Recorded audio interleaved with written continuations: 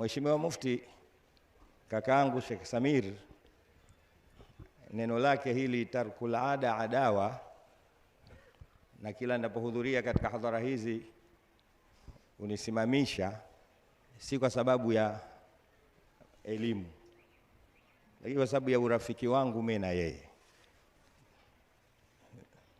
Hapa hata tulipokuwa jambo linaendelea, mimi na yeye tulikuwa twachati.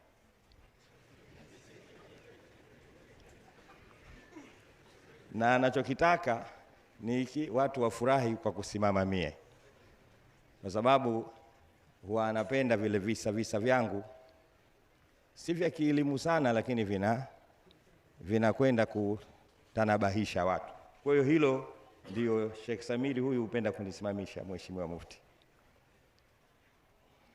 Sasa na mimi katika neno hili aliyosema kwamba hizi shahada sio ruksa, na ndivyo tulivyokuwa huko.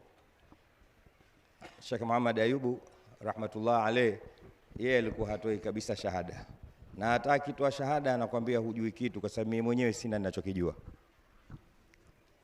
Sasa mimi nikazie hapo hapo, jamani, ni shahada hizi ni kutokana na wakati tu. Sasa sisi tunaishi katika nyakati za makaratasi.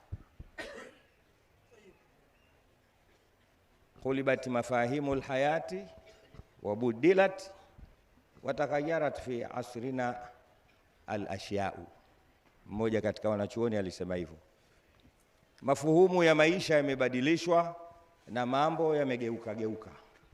Kwa hiyo pia inatutaka baadhi ya wakati kwenda na wakati huo. Unaweza ukakaa sana madrasa na ukasoma kweli kweli, lakini ukaja uko mtaani ukaonekana wewe si lolote si chochote, kwa sababu tu huna karatasi. Lakini haina maanisha ukiwa na karatasi ndio una elimu.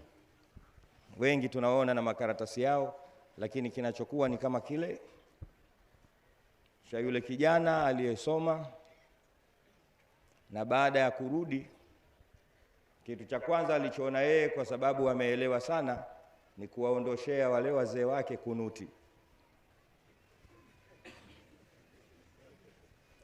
Katika hali tulizokuwa nazo, kaona yeye shida katika jamii ni nini? Ni kunuti.